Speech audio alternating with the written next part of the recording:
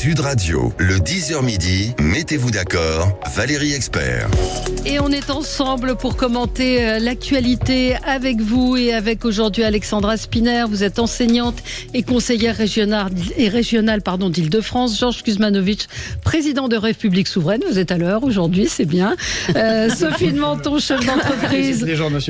Voilà, Sophie de Menton, chef d'entreprise et présidente du mouvement éthique. Bonjour Sophie. Et Jean-Luc Benamias, membre de la Ligue des droits de l'homme et ancien membre du Conseil économique, social et environnemental. Les violences se multiplient. Bonjour Jean-Luc, les violences se multiplient à l'école. On voit des enseignants qui manifestent et qui sont de plus en plus inquiets.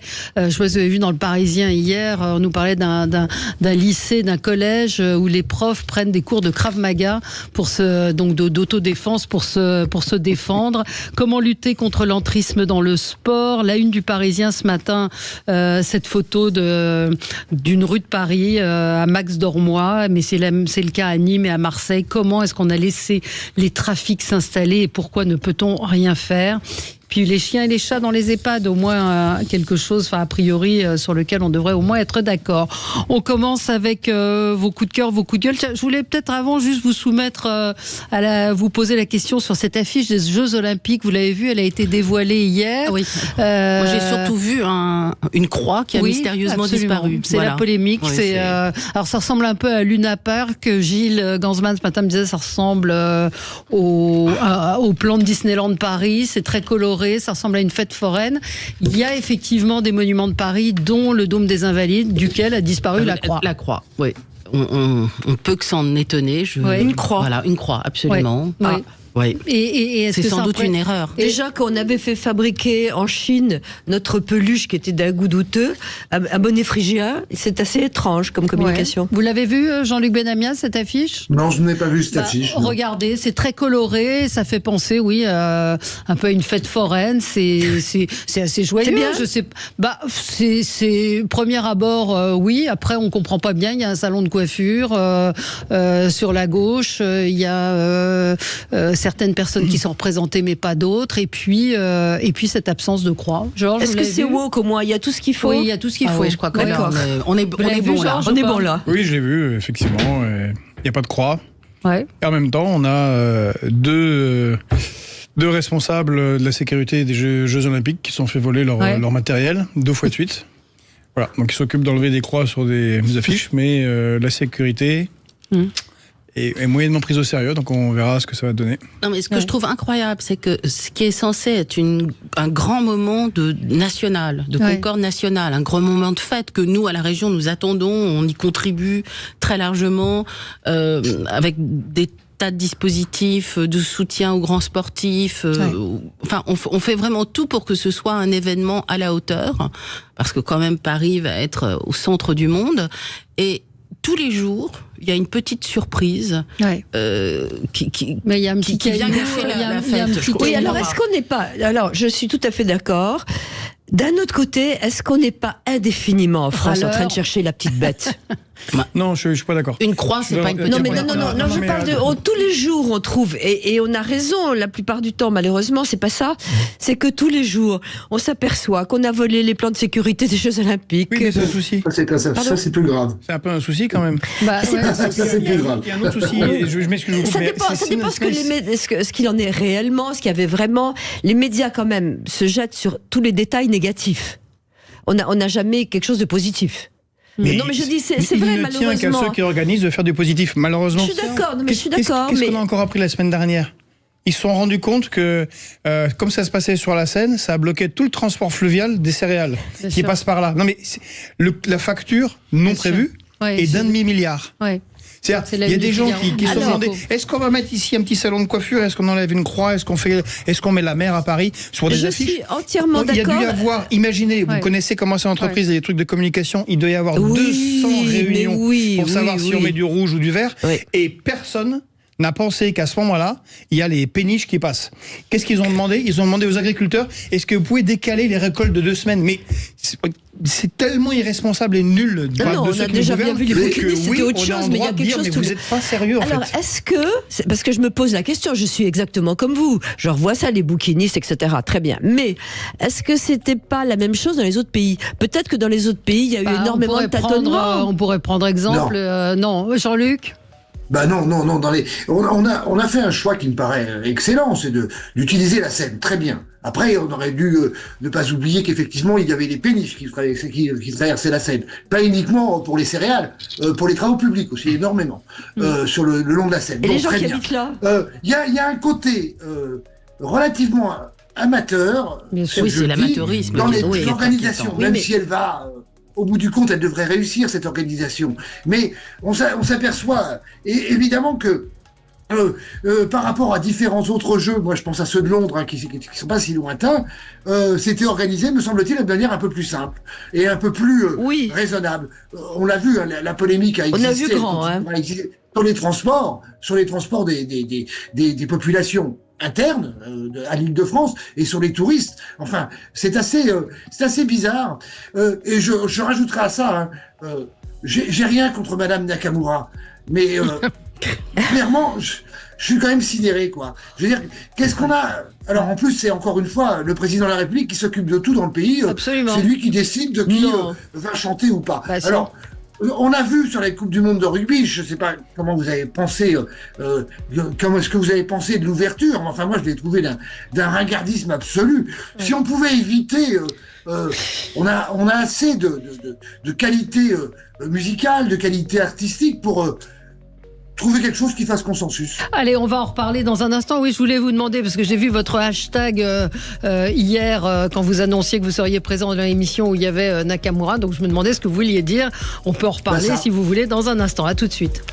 Sud Radio. Sud Radio. Parlons vrai. Parlons vrai. Sud Radio. Parlons vrai. Sud Radio, le 10h midi, mettez-vous d'accord, Valérie Expert. Bon, on va essayer de se mettre d'accord aujourd'hui, malgré une actualité quand même assez étonnante. Enfin, si, il y a quand même des choses positives. Jean-Luc Benamias, membre de la Ligue des droits de l'homme, ancien membre du Conseil économique, social et environnemental. Alexandra Spiner, enseignante et oh là là, j'ai du mal ce matin. Conseillère régionale d'Île-de-France. Georges Kuzmanovic, président de République Souveraine, ça va tout seul ça. Et Sophie de Menton, chef d'entreprise, présidente du mouvement éthique. On va parler des violences qui se multiplient dans les écoles. On va parler de l'entrisme dans le sport. On va parler du trafic, des trafics dans de nombreuses villes de France. Et cela avec la une du Parisien aujourd'hui en France sur Max Dormois, avec une situation absolument chaotique où des Afghans ont carrément fait main basse sur ce quartier de Paris avec des trafics en tout genre. Beaucoup de sujets avec vous. On continue on va commencer notre tour de table, mais peut-être un petit mot, Jean-Luc, sur Aya Nakamura. Donc juste, ça vous chiffonne? Non, c'est pas Nakamura qui me chiffonne. C'est le choix fait bizarrement, en tous les cas, me semble-t-il. Hein, j'ai fait la référence tout à l'heure au choix qui avait été fait pour la Coupe du Monde de rugby. Je ne sais pas ce qu'on cherche avec ça. On veut s'adresser à l'opinion publique mondiale en général, qui va s'intéresser évidemment aux Jeux Olympiques à Paris et à Marseille.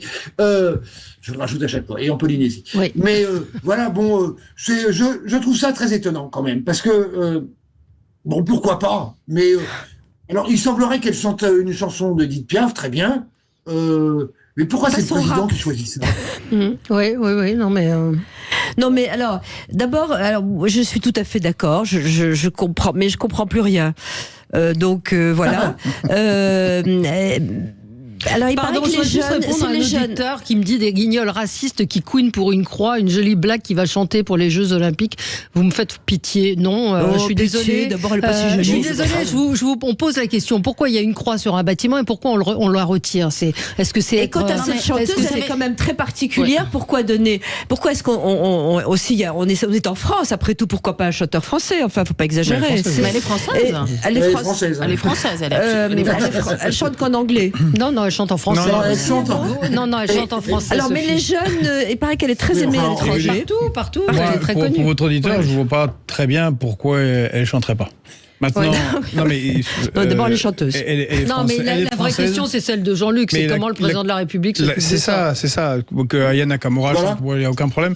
il y a beaucoup d'autres soucis avec ces Jeux Olympiques, mais par contre, le président, lui, entre faire une erreur diplomatique grave, de parler d'envoi de troupes de l'OTAN au sol, et puis moitié régler ou pas régler les problèmes des agriculteurs, il a trouvé une demi-heure pour faire pique et puis choisir la chanteuse. Mais c'est dingue, il n'y a pas un comité olympique. Mais est-ce qu'on est si sûr que c'est ça? Mais c'est lui. Mais on annonce des trucs comme ça. Peut-être qu'on l'a présenté sur son bureau. Tenez, monsieur le président, il y a 3 jours. Il l'a reçu, il a discuté avec elle. Voilà. Bah oui. Donc, c'est quand même. Alors, vous imaginez le général de Gaulle choisir la chanteuse ou le chanteur pour des Jeux Olympiques? Mais c'est dingue en fait. Ah si, il l'a reçu, d'accord. Alors je m'incline. Mais il veut tout faire. Il veut marquer des petits points de communication sur chaque sujet. C'est incroyable. C'est curieux. Hein. Alors moi, sur le choix de la chanteuse, je trouve un peu étonnant que ce soit le président de la République qui s'en charge, effectivement.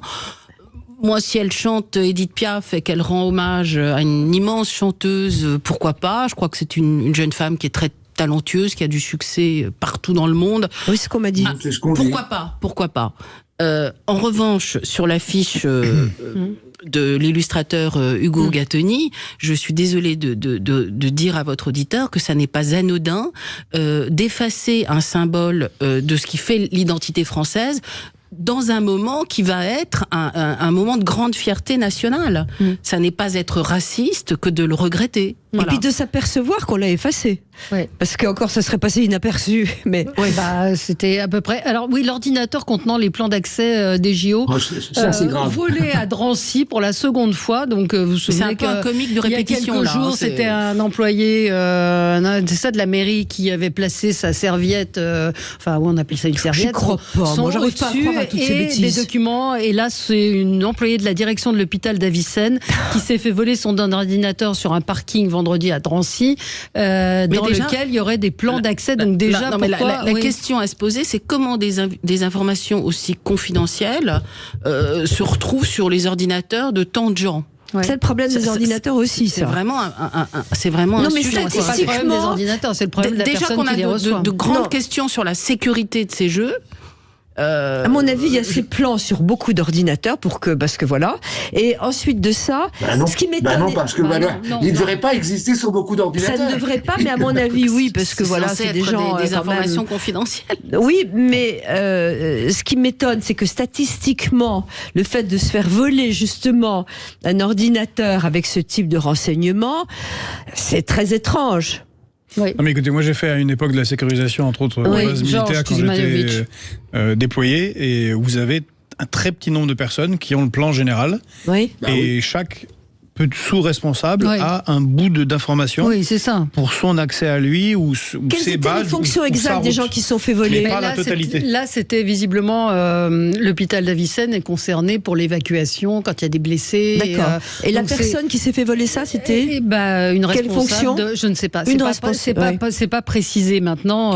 Mais est-ce que le premier vol a été est-ce qu'il a été confirmé que l'ordinateur contenait des informations sensibles? Parce que est-ce que c'est pas aussi une façon d'accélérer l'enquête pour retrouver son ordinateur? Là, ça commence vraiment à faire un peu beaucoup. Alors, ce qui est délirant, c'est un niveau d'amateurisme total. Mais ça, c'est le deuxième amateurisme. C'est-à-dire que s'il y a vraiment des informations importantes, parce que si c'est volé, a priori, c'est volé par un voleur à la tire. Moi aussi, je me suis fait voler mon sac il y a 6 mois. C'est très agaçant. Mais si avec une information confidentielle, on hurle pas sur les toits. Non, mon Dieu, je me suis fait voler les secrets nucléaires de la France. C'est guignolesque, en fait. Parce que tout à coup, la personne peut la revendre très cher. Je n'arrive pas à y croire. C'est grand guignolesque. Bah oui, mais c'est pourtant le cas. Sophie, vous vouliez faire de la pub, carrément. Oh, vous exagérez. Mais il se trouve qu'en ce moment, on est en train d'enlever ou de donner des étoiles pour le guide Michelin, ce qui est quand même très important en France. Et il se trouve également que j'ai dîné dans un restaurant en Haute-Savoie, à Megève, pour ne rien vous cacher, pendant le week-end. Bah oui, c'est Megève. Je savais bien qu'il y aurait une réaction. Et que je suis tombée, j'ai demandé à lui parler sur un jeune chef qui a commencé à 15 ans. Sa grand-mère cuisinait. À 17 ans, il s'est fait engager. Il a actuellement 29 ans. Son restaurant s'appelle le Saint-Nicolas. Et j'ai franchement jamais mangé quelque chose d'aussi bon de ma vie. Bon. Et donc ça m'a impressionné parce que la créativité, c'était du niveau d'un grand artiste. Et je me suis dit, alors j'ai posé des questions, enfin, on lui a donné un peu sa chance, c'est l'hôtel de Megève qui lui a donné sa chance et qui lui a permis d'avoir ce restaurant. Et c'était un talent incroyable. Et quand j'ai vu ce môme, j'ai envie de dire ce môme parce qu'il avait commencé très tôt, il avait tout compris. Le service était impeccable, les saveurs incroyables, il faut une culture qu'on acquiert par soi-même. Et il m'a dit évidemment bac moins 4, pas d'études. Et donc c'est un coup de chapeau à tous ces jeunes restaurateurs et ces jeunes chefs qui effectivement ont commencé tôt. Et pour une fois qu'il y a quelque chose de vraiment positif et qu'on est fiers de ça, j'espère qu'on est resté leader en matière culinaire en France. Et je regardais aussi les étoiles qu'on avait enlevées. Le guide Michelin, c'est un peu du rail. Hein. Une note très dure, on vous enlève une étoile, on vous en remet une. Aujourd'hui, alors c'est encore effectivement un grand écho pour les étrangers. Ouais, bien sûr. Mais alors donc j'avais un coup de cœur pour ce jeune chef qui s'appelle Marvin Lance. Très bien. Voilà. Allez, alors peut-être Georges, oui, un coup de gueule. Oui, un coup de gueule. Ouais. Non mais c'est sur l'irresponsabilité, voire la corruption, parce que ça peut être les deux, de ceux qui nous gouvernent. C'est le rendu de la Cour des comptes sur le comité interministériel de prévention de la délinquance et de la radicalisation. Donc un truc important. Prévention de la délinquance, et puis 2016, de la radicalisation. Mais qu'est-ce que dit, alors je lis les termes, hein. Défaillance d'ampleur. Rôle inexistant du comité interministériel, réuni seulement 3 fois entre 2018 et 2022. C'est pas comme s'il y avait une menace terroriste qui plane. C'est pas comme si on nous expliquait régulièrement dans les médias, mais non, ne vous en faites pas, la déradicalisation, on travaille dessus, c'est très important pour le gouvernement, blablabla.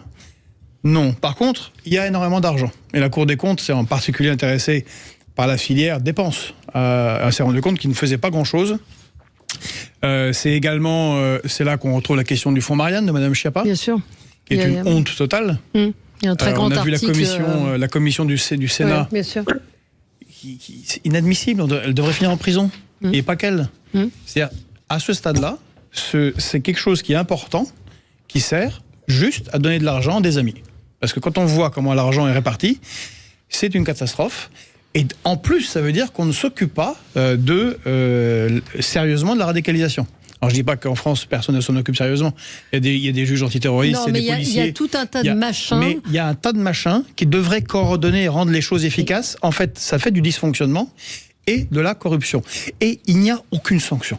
Non. On va aller parler de qui est corrompu au Sénégal, de qui a fait quoi en Russie. Mais chez nous, c'est pas grave. Et on a des gouvernants qui passent, mais sans aucun problème. Il n'y a jamais de sanctions. Et sur cette question-là, c'est délirant. Parce que c'est pas la... Et c'est ni responsable ni coupable. C'est là que tout vient. Oui, mais ni responsable ni coupable. La dilution des responsabilités, vous avez totalement raison. Et la dilution totale, personne n'est coupable. Il y a toujours un machin, ou une association, ou un truc qui en fait avait l'autorisation d'un tel. Et donc c'est dramatique. Et la vraie question qui se pose, parce que c'est sans arrêt, c'est comment on sort de ça. Je ne vois pas qui pourrait rétablir. Je ne vois pas qui pourrait rétablir une espèce de justice, entre guillemets, pour arrêter cette corruption, pour arrêter ces fuites partout. C'est ça le problème. Eh ben, visiblement, ça ne marche pas. Et nous, en tout cas, moi avec d'autres, j'irai sur une liste citoyenne qui s'appelle Nous le peuple. Et un des sujets principaux, ce sera la corruption. Parce que visiblement, ça ne veut pas être pris en charge. Il y a une liste comme ça, Nous le peuple. On la lance là, à différentes personnes. Bon, mais voilà, un petit coup de pub. Apolitique. Non, il n'y a rien d'apolitique, mais citoyenne. Tout est politique. Alors c'est de quelle couleur? Mais ce que vous dites sur la prévention de la radicalisation et autres, il y a eu par le cas énormément d'argent donné à certaines personnes pour faire de la déradicalisation, plusieurs millions d'euros. Ça n'a pas marché. Il n'y a pas de conséquences, il n'y a pas de suite, il n'y a pas de condamnation. Effectivement, cet article aujourd'hui sur le fonds Marianne est absolument édifiant. Je crois que c'est dans le Figaro, si je dis pas de bêtises, que je l'ai lu, où il y a des dysfonctionnements terribles. Ah ben, il y a le fonds Marianne, puis maintenant il y a le comité. C'est-à-dire que c'est les poupées russes. C'est-à-dire qu'on sort les informations, on les sort les unes après les autres, et effectivement, ça veut dire que le travail n'est pas bien fait. Ouais. Et Allez. En même temps, on nous dit qu'il faut ramener des gens qui sont des pauvres Français qui étaient djihadistes et qui sont coincés quelque part dans le nord-est de la Syrie. Les pauvres, vous comprenez, ils étaient totalement contre toutes nos valeurs, mais maintenant, il faut les ramener avec des gens qui nous expliquent, mais oui, on travaille bien sur la déradicalisation. Il ne faudra pas s'étonner s'il y a des Bataclans dans les années à venir. Oui. On parle des enfants dans ce cadre-là par rapport à la Syrie et par rapport à ceux qui sont encore. Hein. Non, c'est surtout ça. La problématique. En ce qui me concerne, la problématique principale est celle-là. C'est les mères qui reviennent de l'enfer avec leur mère. On ne sépare pas les enfants des mères, donc c'est les mères qui reviennent. J'entends bien, mais qu'est-ce qu'il faut faire parle sérieusement de comment c'est une complexité absolue. Oui. On n'apprend rien. Non, mais c'est pas d'une complexité absolue. Mais on ne peut pas laisser aux populations kurdes qui s'en occupent dans les camps le sujet qui est extrêmement dur à gérer aussi pour eux. Bon. Oui, mais Jean-Luc, on pourrait le faire très très bien si on avait des gens qui s'occupent sérieusement de la déradicalisation. Mais on découvre qu'ils ne le font pas. Mais sauf que c'est le c'est une vous avez un catastrophe. enfant de 7 ans, c'est quoi s'occuper de la déradicalisation? Mais il y a des gens qui sont spécialisés. C'est comme ceux qui subissent des drames dans les familles, les enfants qui sont violés, les enfants qui sont battus. Il y a des spécialistes, psychologues qui travaillent sur les gens. Non, mais il y a des enfants qui sont sauvés des drames. Donc si on s'en occupait bien, j'imagine que ça doit être faisable. Petite pause pub, on se retrouve dans un instant. Sud Radio, votre attention est notre plus belle récompense. Merci pour la qualité des émissions que vous proposez, la qualité de vos intervenants ici et des témoignages. Sud Radio, parlons vrai.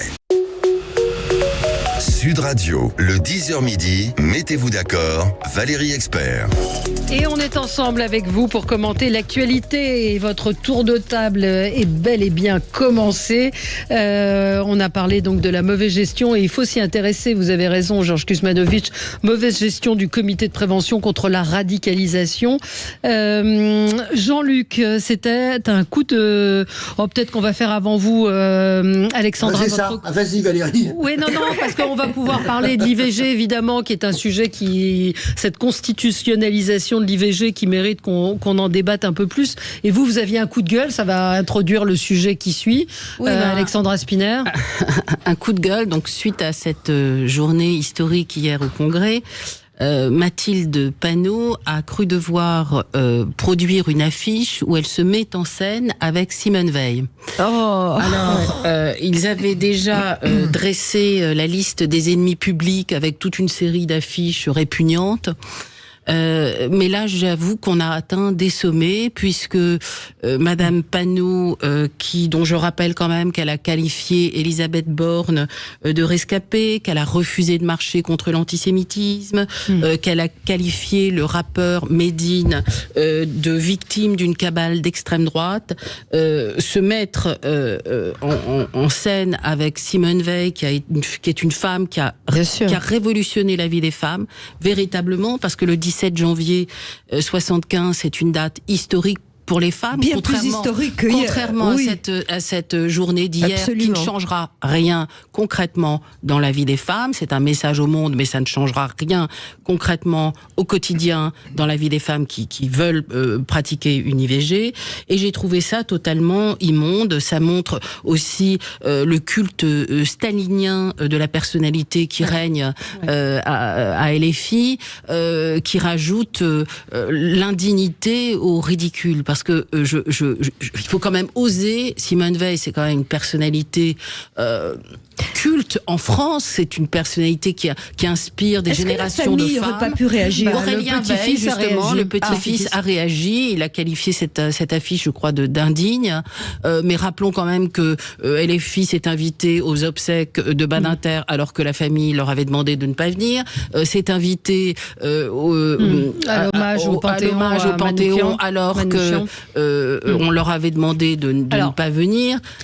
Pour être aussi juste aussi, c'est que Mathilde Panot est la première à avoir écrit la proposition de loi constitutionnelle en 2022. Oui, très bien.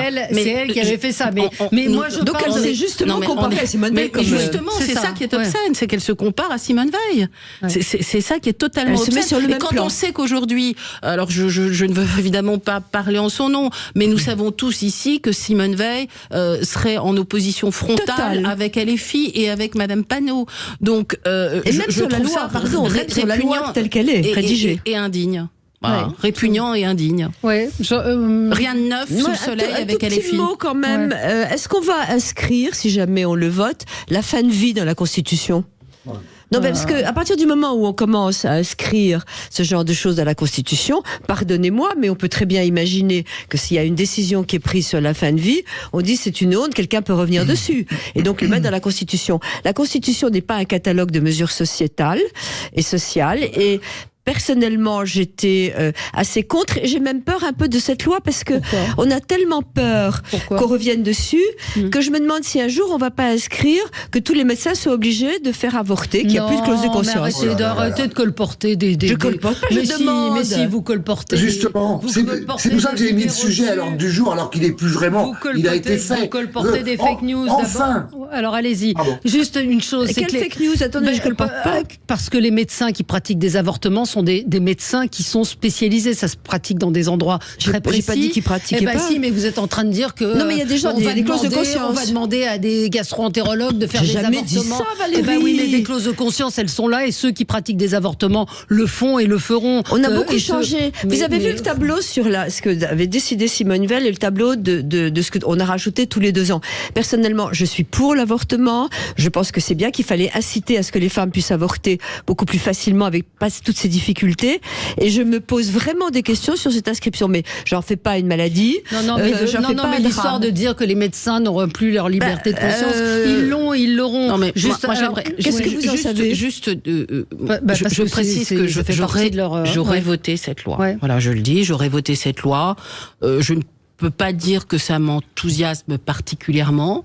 Parce que je sais que ça ne change pas la vie des femmes. Et je redis ici que la politique, c'est fait pour changer la vie des gens. C'est pour avoir un effet concret sur la vie des gens.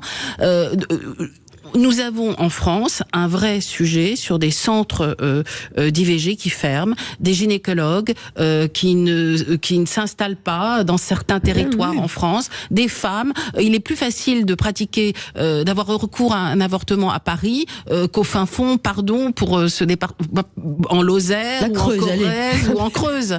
Voilà, ça c'est une vraie inégalité.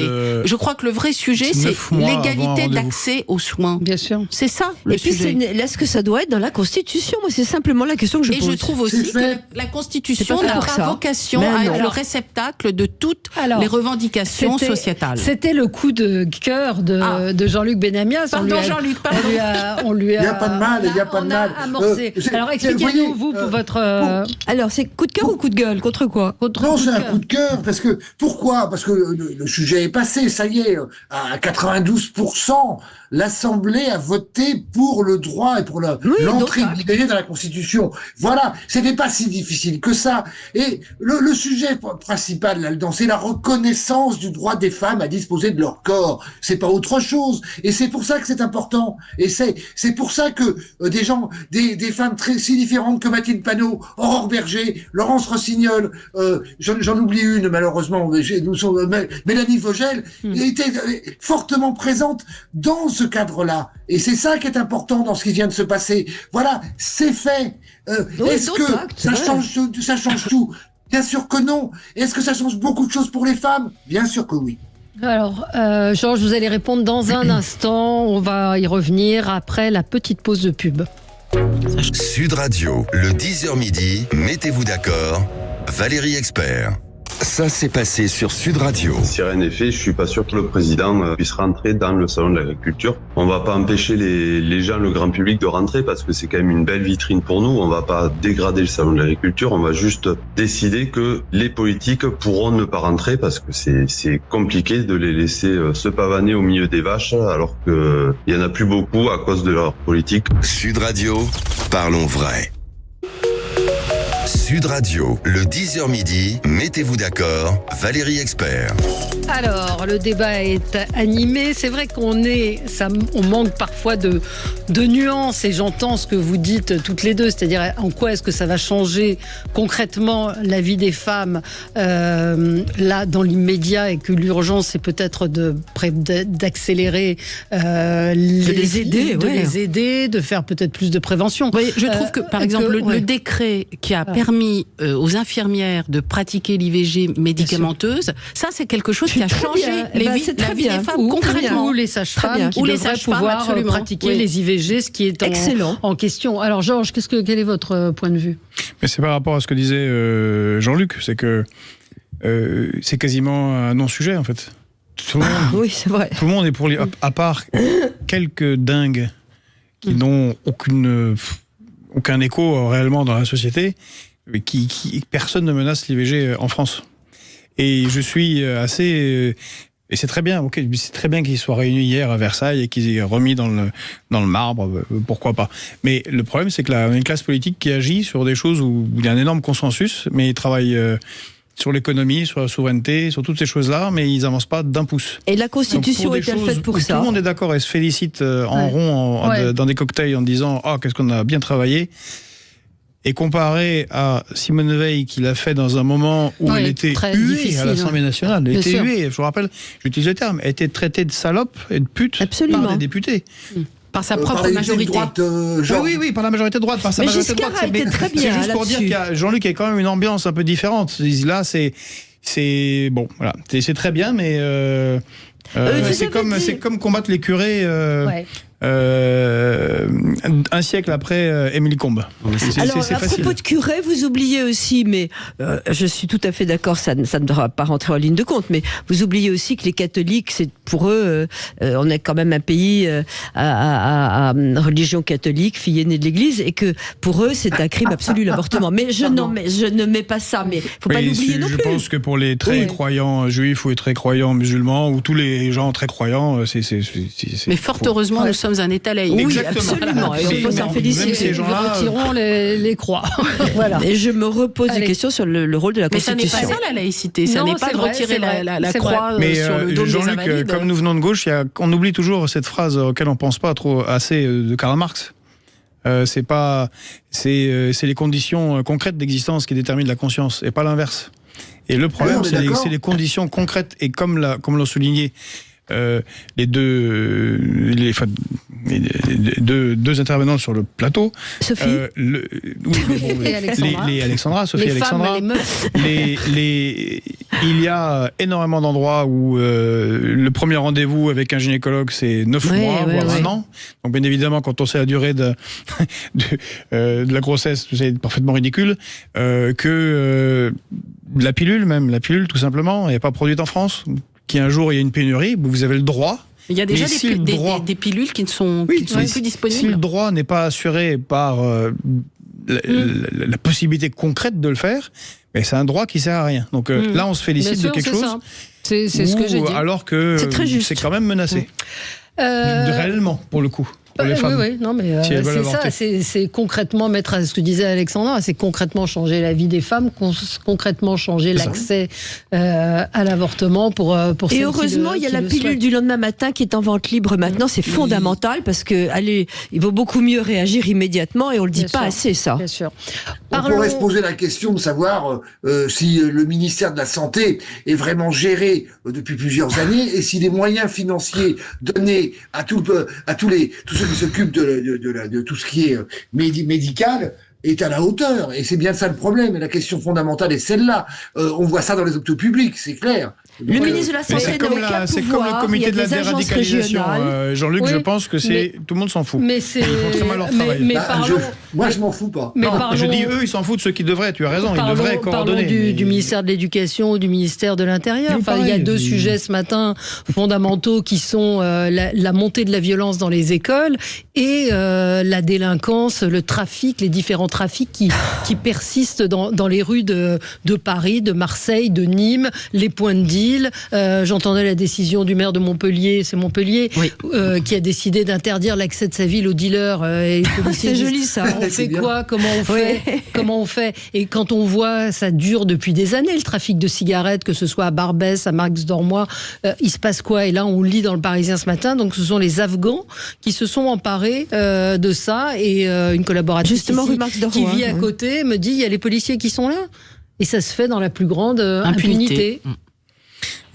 Mon coup de gueule, je rappelle qu'avant de devenir de la radicalisation, c'était le comité interministériel de prévention de la délinquance.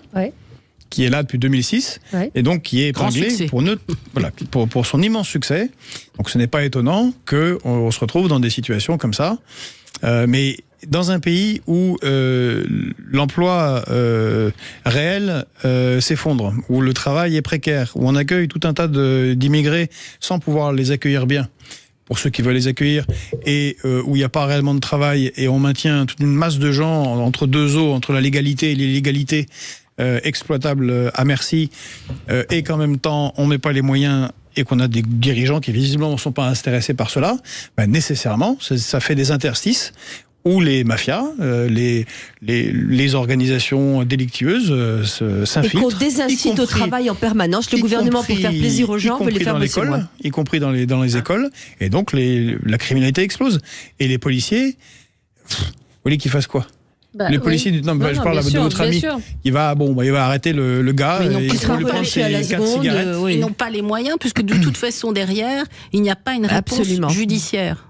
C'est ça aussi. Et puis vous arrêtez des gens qui sont des petits trafiquants et qui appartiennent à un réseau. Donc c'est le réseau qu'il faudrait remonter. Jean-Luc Benamias. Comme la mafia.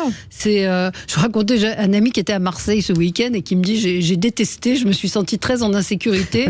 J'arrive à la gare Saint-Charles pour louer une voiture, donc tout se passe bien et le loueur de voiture lui dit je vais chercher la voiture, restez là. Je vais chercher la voiture, il y en a pour 3 minutes. Donc il sort avec son sac et là le loueur lui dit non restez à l'intérieur, c'est plus sûr. Donc il va à l'hôtel sympa et tout. Le lendemain à la réception on lui dit ça va, vous n'avez pas été réveillé par le feu d'artifice. Il dit ah bon, il y a un feu d'artifice? Non, mais il y a eu une fusillade sur le parking de l'hôtel. Donc, c'est quelqu'un qui est qui va plutôt en vacances sur la côte atlantique et qui m'a dit je pense que je ne retournerai pas à Marseille. Mais c'est une erreur. Oui, vous y vivez, mais c'est assez terrible quand même, non? Non, ça fait 20 ans que je vis à Marseille, j'ai vécu avant pendant 40 ans dans le Val-de-Marne et en Seine-Saint-Denis, je vois pas d'énormes différences avec la vie à Marseille. Oui, il existe des points de deal, oui, il existe des surfaces incontrôlées et des quartiers, des bouts de quartiers incontrôlés. On ne vit pas plus mal à Marseille qu'ailleurs, même devant la gare. Alors, effectivement, nous avons un gros problème à Marseille, on en parle souvent, c'est un problème de gestion de la propreté. Oui, ça, c'est clair. Ça, on en connaît d'autres. À Paris aussi. Oui, mais à ce niveau-là, pour le reste, effectivement, il y a ce qu'on appelle malheureusement des feux d'artifice, c'est-à-dire que c'est la fin des points de deal.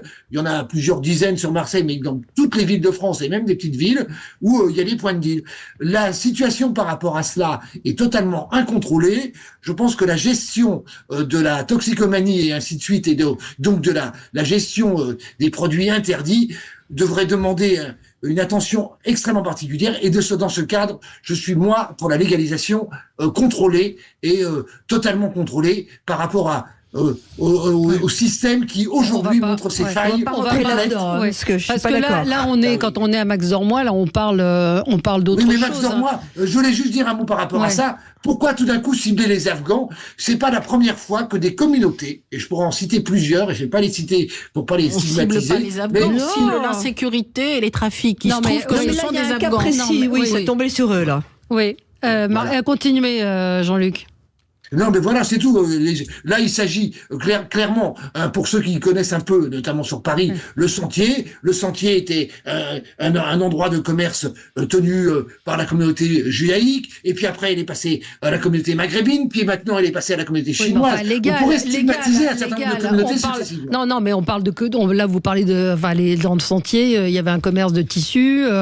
Dans le 13e, vous avez une communauté asiatique qui a une autre activité. Là, on parle de trafic illégal, de tontine. De trafic de cigarettes. Non, on parle aussi. Non, si vous avez lu, il y a trafic de cigarettes, mais il y a aussi des achats et visiblement du blanchiment d'argent de façon assez évidente. Alexandra Spinner. Oui, non, mais on voit des villes, des quartiers entiers qui sont complètement ravagés par la délinquance, et je trouve que c'est extrêmement inquiétant parce que on a l'impression qu'on est complètement impuissant à régler ces sujets. Bon, il faut penser aux habitants aussi de ces quartiers, en termes de vie quotidienne, ce que ça signifie quand vous descendez de chez vous, que vous retrouvez au milieu. À Paris, dans le 19e, ils sont eux-mêmes mis à attaquer les dealers il y a quelques mois. Enfin, on se retrouve dans des querelles de dealers, on se retrouve confronté à un niveau d'insécurité qui n'est pas acceptable. Ouais. Et oui, Jean-Luc,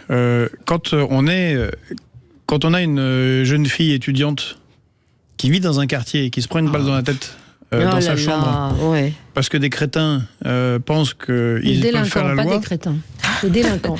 Des crapules, délinquants. L'un n'exclut pas l'autre. Peut faire la loi. Oui. Non, mais ils sont des crétins. Parce si vous savez le nombre de cartouches tirées pour mettre une balle dans le corps de quelqu'un, c'est des pauvres types, ils ne savent même pas tirer. Mais passons. À ce moment-là, il devrait y avoir une réponse très dure de l'État, qu'il ne fait pas. C'est faire si ça arrive dans un quartier, il faut que les autres quartiers comprennent que s'il y a des lignes à pas dépasser. C'est la justice. Non, mais la justice fait partie de l'État. Et la justice, c'est l'État. Hein. Oui, non, mais je suis désolée, il y a une justice indépendante. Non, que l'État. Il n'y a pas de contre-pouvoir à la justice. Non, quand le gouvernement. Non, je suis désolé, le parquet, c'est l'État. Enfin, c'est le gouvernement même. Et quand il a fallu matraquer les gilets jaunes. L'État, en tout cas. Quand il a fallu matraquer les gilets jaunes, ça a été fait très bien. Il n'y a pas eu de justice. Il me semble pas que matraquer.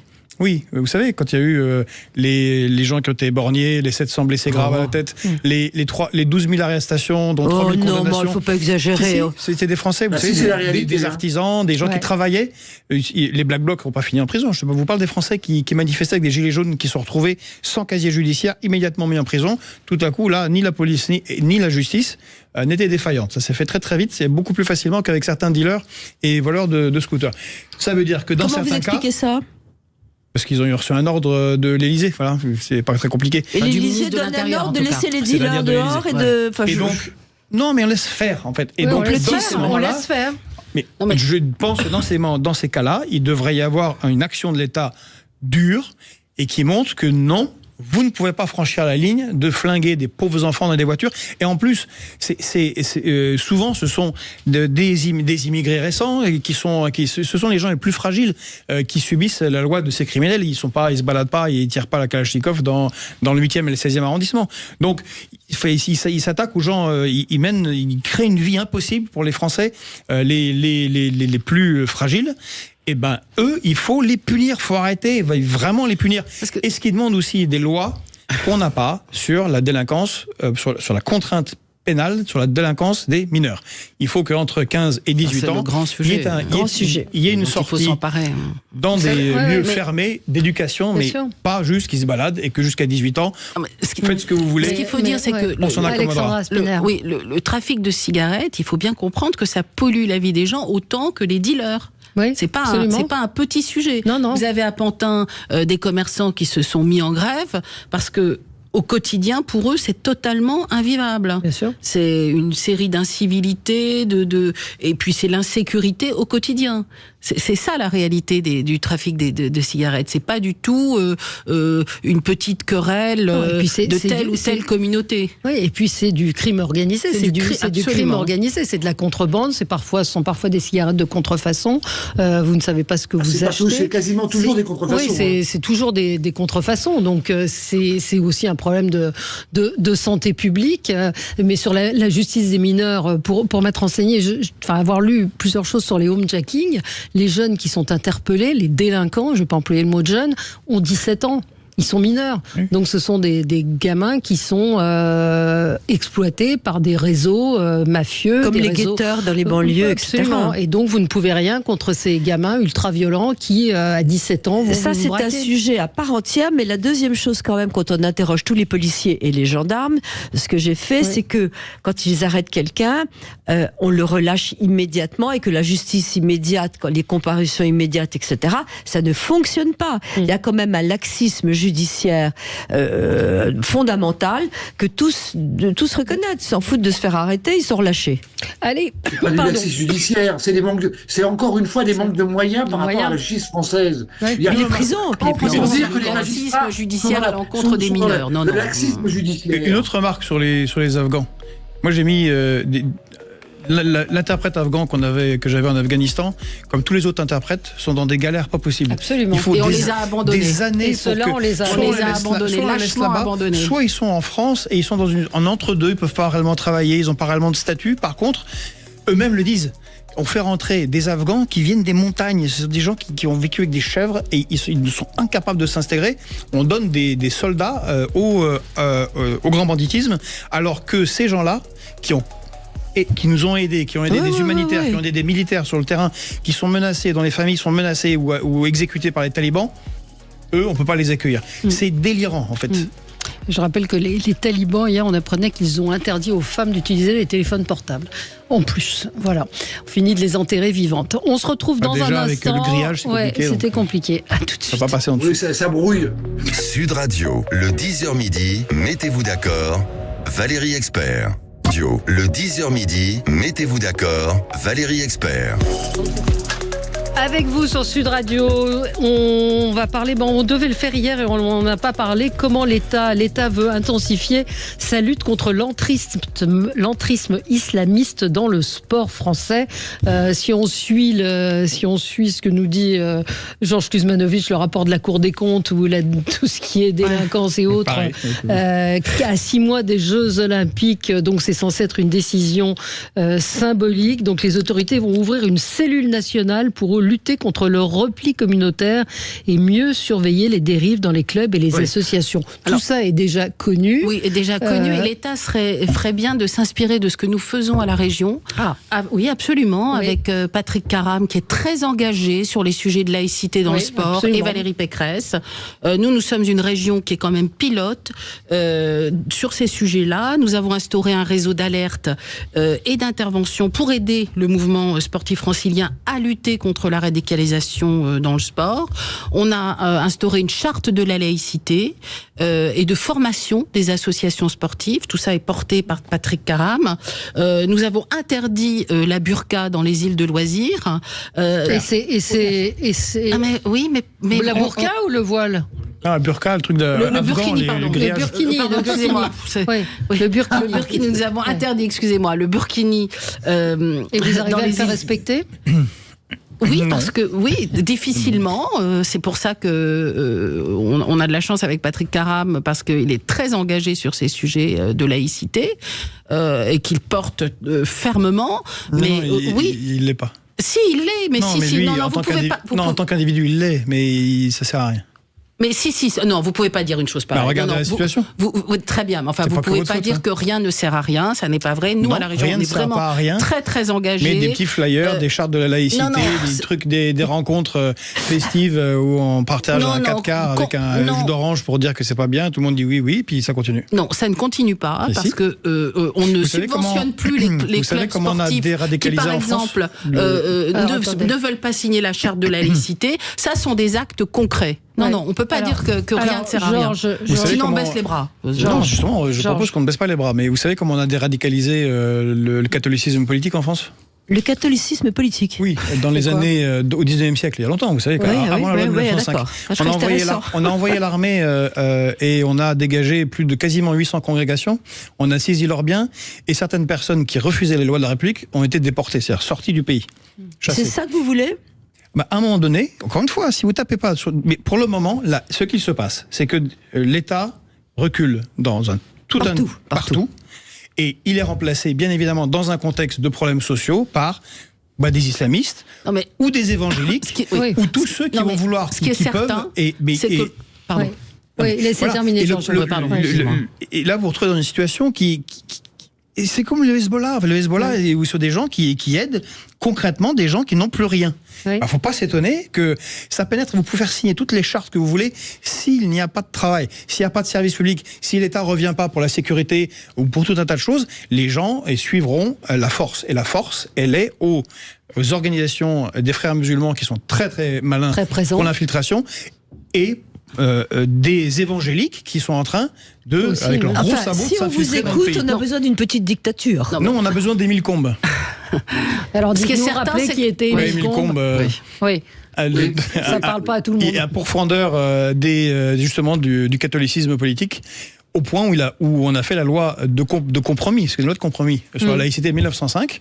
Lui, il était pour des versions un petit peu plus hardcore, mais ce qui a permis de mettre un terme à un siècle de combat avec des gens qui ne voulaient pas la séparation de l'Église et de l'État. Oui. Ces gens-là ne veulent pas ça. Non, mais on est dans un monde qui est tellement complexe, différent, ouvert. Que, non, mais moi, il y a beaucoup de gens, on a tous envie de ça. Non, mais je ne sais pas comment on fait pour rétablir, parce qu'il y a tous les secteurs. Il y a la dette de l'État, il y a les associations multiples partout qui bloquent tout. Il y a les normes absurdes, il y a les contradictions avec l'Europe. C'est sans fin. C'est pour ça que ça sert à rien pour le moment. Mais moi, j'accepte pas que vous puissiez dire ça, parce que nous, on voit concrètement que dans les clubs sportifs, ça sert concrètement. Oui, ça sert concrètement, parce qu'il faut savoir quand même que le sport est un vecteur de radicalisation. Pas le foot, hein. Le foot, oui, pardon. Et on constate tous les jours des dérives qui sont liées à la radicalisation dans le sport. Vous avez le refus de la mixité, vous avez les horaires modifiés pour la prière, vous avez les douches habillées. Oui. Non. Ah, absolument. Alors, Amélie Oudéa-Castéra dit que ça représente 0,8% de signaux faibles de séparatisme sur les 3449. Peut-être qu'on va laisser Jean-Luc s'exprimer sur le... J'invite la ministre des Sports à s'inspirer de ce que nous faisons à la région. Parce que si les ministres des Sports étaient moins faibles sur ces sujets-là, ça irait peut-être un peu mieux. Alors, Jean-Luc. Bon. Tout dépend des fédérations sportives, tout dépend des lieux où ces clubs s'implantent. Georges, tu as raison. Il y a effectivement il y a l'islam intégriste, les frères musulmans et autres tendances intégristes du côté musulman. Il y a effectivement des tendances extrêmement sectaires chez les évangéliques. C'est quelque chose dont on ne parle pas souvent, mais qui sont quasiment aussi sectaires, moins violentes certes, mais quasiment aussi sectaires. Comment on règle ça ? Encore une fois, moi je veux bien. Quel est le budget du ministère des Sports ? Quel est le budget qui permet d'avoir des animateurs et animatrices formés ? Quel est le budget qui permet de faire la diversité, de faire que tous les jeunes et moins jeunes puissent pratiquer une politique sportive et puissent adhérer à un club ? Mais je comprends pas. Commençons par ne pas avoir des éducateurs qui sont fichés pour radicalisation. Mais je comprends pas. Je comprends pas votre démonstration, Jean-Luc. J'essaye de dire que la problématique à chaque fois est de voir quels sont les moyens humains et financiers qu'on met en place pour régler un certain nombre de problèmes. Oui, il existe dans un certain nombre de lieux de France, du territoire français, des lieux où l'islam intégriste, des lieux où des évangéliques ont pris, et Georges l'a très bien raconté, ont pris en charge une bonne partie des populations. Ouais. Et qu'est-ce qu'on fait avec ça si on ne met pas de moyens de l'État, des régions, tu as raison Alexandra, pour réussir à rétablir un certain équilibre? Eh ben oui, il n'y a qu'à Faucon. Non, mais il n'y a pas qu'à Faucon, Faucon. Non, nous on agit concrètement. Voilà. Non mais je suis désolée, il faut aussi dire quand les choses fonctionnent. Il y a un moment, quand on essaie de faire quelque chose, il faut pas tout casser. C'est vrai que c'est absolument quasi insoluble dans tous les domaines, mais je suis désolée, quand il y a des gens qui essaient, il faut bien commencer par quelque chose. La charte de la laïcité, croyez-moi que si tout le monde s'y mettait, les choses iraient beaucoup mieux. Vraiment. Oui, mais pour le moment, la radicalisation progresse. Oui, mais la radicalisation progresse, c'est ça. Mais pas les chartes. Ça ne veut pas dire que ce que vous faites est mauvais, c'est que la radicalisation progresse. Non, c'est insuffisant, c'est pas mauvais. Dans un instant, André Berkoff avec vous. Très bonne journée sur Sud Radio. Bonne journée à tous. Sud Radio Parlons Vrai est aussi à Lyon et le Grand Lyon sur 105.8 FM, le DAB+, et l'application Sud Radio. Sud Radio, Parlons Vrai.